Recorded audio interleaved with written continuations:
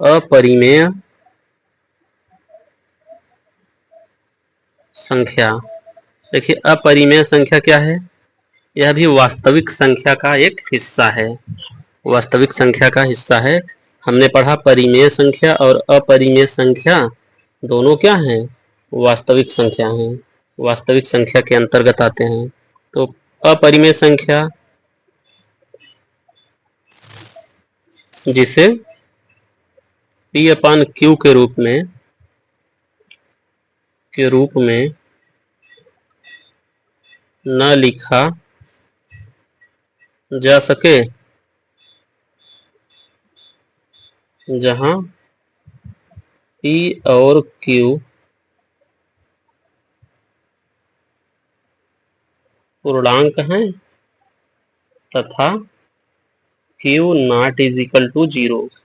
P और Q पूर्णांक हैं और Q जो है 0 के बराबर नहीं है, जिसे हम P अपान Q के रूप में नहीं लिख सकते। इसमें हमने कहा था कि सभी प्रतीक शामिल होते हैं, सभी प्रतीक अपरिमेय संख्या के अंतर्गत आते हैं। प्रतीक जैसे में आप पाई को ले लीजिए, बार बार पूछा जाता है परिमेय संख्या है कि अपरिमेय संख्या है। तो पाई जो है अपरिमेय संख्या इसलिए माना गया है कि पाई का मान 22/7 माना गया है, जबकि 22/7 परिमेय संख्या है, लेकिन पाई परिमेय संख्या नहीं है। तो पाई जो है बहुत ही निकटतम मान है, 22/7 के एग्जैक्ट बराबर नहीं है। तो जब जहाँ पे बहुत हम लोग सॉल्व करते करते पॉइंट के बहुत सारे डिजिट राइट साइड हम बढ़ते चले जाते हैं, जब लास्ट सॉल्यूशन हमारा रिमाइंडर 0 नहीं आता तो मान लिया जाता है अप्रॉक्स में कि यही वैल्यू है। तो पाई माना हुआ है, इसी तरह से हर प्रतीक माने हुए हैं। प्रतीक का जो एग्जैक्ट वैल्यू नहीं होता, नियरेस्ट मान होता है। तो सभी प्रतीक जो हैं अपरिमेय संख्या है। और तीसरी बात कि सभी संख्याएं जो करड़ी के अंदर हैं और उनका परफेक्ट स्क्वायर यानी कंप्लीट स्क्वायर रूट वर्गमूल नहीं है, जो संख्याएं करड़ी के अंदर हैं उनका वर्गमूल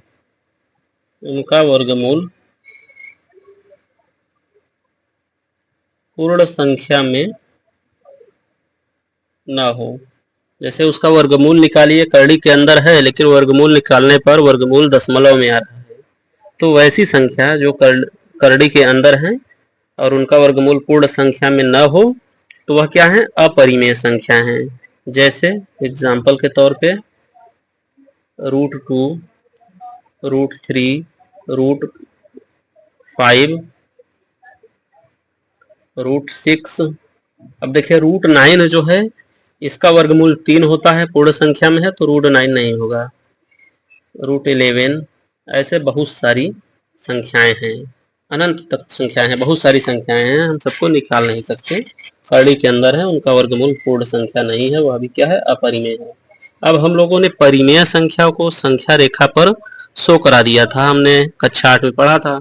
लेकिन अब हम यहाँ पे पढ़ेंगे अपरिमेय संख्याओं को संख्या रेखा पर कैसे दर्शाया जाता है। तो यहाँ पे √2, √3 और √5 को हम लोग दर्शा के देखेंगे कि यह संख्या रेखा पर नंबर लाइन पे कहाँ एडजस्ट करते हैं।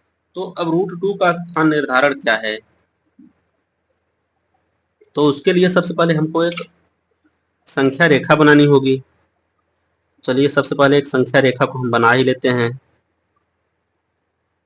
देखिए यह कोई संख्या रेखा हो गई आपके पास, संख्या रेखा। हम थोड़ा यहाँ पे ये आपका हो गया 0, थोड़ी दूरी पर लेते हैं, 1 के लिए लेंगे स्थान, 2 के लिए लेंगे, इधर और सारी बड़ी संख्याएं हैं, यहाँ भी आप -1 के लिए लेंगे, यहाँ पे -2 के लिए लेंगे। तो आपका हो गया 1, 2 और ये हो गया -1, -2। और इस तरफ बहुत सारी संख्याएं जैसे कि संख्या रेखा पर होती हैं। ये हमारी संख्या रेखा हो गई। अब यहाँ पे हमको √2 का स्थान निर्धारण करना है। तो हम लोगों ने पाइथागोरस का प्रमेय पहले ही पढ़ लिया है। जैसे हम कोई हमारा त्रिभुज है, समकोण त्रिभुज है, या हमारा कोई समकोण त्रिभुज है, और इसका यह आधार है, बेस है 1 सेंटीमीटर, और यह लंब है, यह भी 1 सेंटीमीटर है।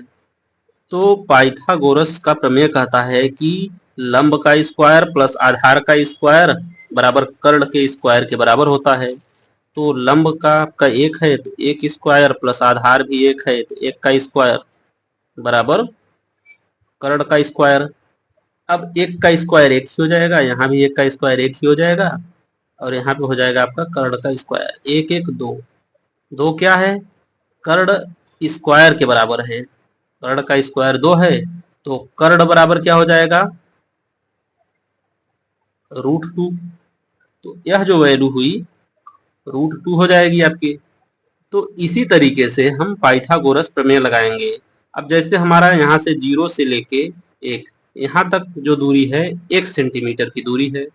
तो अगर हम इसी बिंदु को बेस मान लें, यहाँ से 0 से 1 तक को अगर हम आधार मान लें, और फिर यही 1 जो है जहाँ पे है हम यहाँ से कोई लंब डाल दें, तो लंब डाल देंगे तो हमारा समकोण त्रिभुज बनने के चांसेस हो जाएंगे। तो चलिए हम लोग करते हैं। तो हम क्या करेंगे, यहाँ पे हम लंब खींच देते हैं। लंब हमने ऐसे डाल दिया। अब 0 से लेके 1 तक हमारा क्या है? 1 सेंटीमीटर है, और यह है आधार। अगर यह 0 है तो 1 वाले बिंदु को इसको हम P मान लेते हैं। O से P तक की दूरी क्या है? 1 सेंटीमीटर है। अब फिर हम क्या करेंगे, जो हमारी A वाली दूरी है, ये दूरी अगर 1 सेंटीमीटर के अगर जैसे बराबर है, तो यही सेम दूरी हम ऐसे ले लेंगे इस गोला प्रकार की सहायता से। ऐसे लिए 1 सेंटीमीटर, फिर यहाँ पे रख के हमने ऐसे इसको काट दिया। दूरी बराबर होनी चाहिए, अगर दूरी एग्जैक्ट रहेगी तो आपका एग्जैक्ट आएगा। तो यहाँ पे देखिए जो पेंसिल चला है या नहीं है, अब जो हम काटने चल रहे हैं, ये इस तरीके से यहाँ पे हमने काट दिया। यह जो कटा यहाँ पे, यह आपका हो गया Q, यह कटान बिंदु हो गया Q, O P P Q। अब अगर हम O से Q को मिला दें, O से Q को मिला दें, अगर O से हमने Q को मिला दिया, चलिए हमने O से Q को मिलाया। अब O से P तक की दूरी कितनी है? 1 सेंटीमीटर। 1 सेंटीमीटर। P से Q तक की दूरी कितनी है? 1 सेंटीमीटर। अब यह जो है, चूंकि पी क्यू जो है यह लंब है इस वाले नंबर लाइन पे, तो यह जो हो गया समकोण त्रिभुज हो गया। तो इस तरीके से जब यहाँ भी आप पाइथागोरस प्रमेय का फार्मूला लगाएंगे, सूत्र लगाएंगे, तो यह वाली वैल्यू आपकी कितनी आ जाएगी? √2 आ जाएगी। तो √2 आ गई। अब ये जो O से लेकर Q तक की दूरी जो है √2 के बराबर है, तो √2 के बराबर है, लेकिन ये यहाँ पे है, या तो संख्या रेखा पर Q है नहीं। तो इसको संख्या रेखा पर बनाने के लिए हम लोग क्या करेंगे, ए वाली डिस्टेंस को O पे हम अपने इस नोक को रखेंगे, यहाँ से ये दूरी लेंगे Q तक की दूरी, और उसी को ऐसे हम काटेंगे।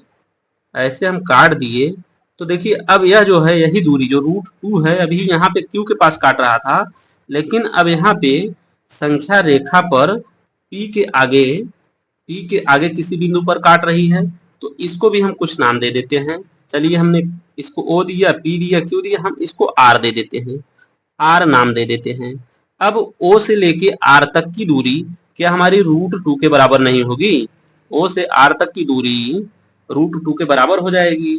तो इस तरीके से हमने √2 को संख्या रेखा पर निर्धारित कर दिया। ये जो है O से लेके R तक की दूरी, O से R तक की दूरी हमारी √2 के बराबर हो गई। तो हमारा जो ए बिंदु है, ए वाला बिंदु, यहीं पे √2 कहीं एडजस्ट कर जाएगा। तो सबसे पहले हम इसको एक बार फिर से आपको समझा दें। संख्या रेखा पर √2 का निर्धारण करना था हमको, हमने कैसे किया? सबसे पहले हमने संख्या रेखा को बनाया, और फिर यहाँ पे पाइथागोरस प्रमेय लगा के √2 हम जैसे जानते हैं कि कोई समकोण त्रिभुज है, अगर उसका बेस भी 1 सेंटीमीटर है, उसका लंब भी 1 सेंटीमीटर है, तो कर्ण क्या हो जाएगा?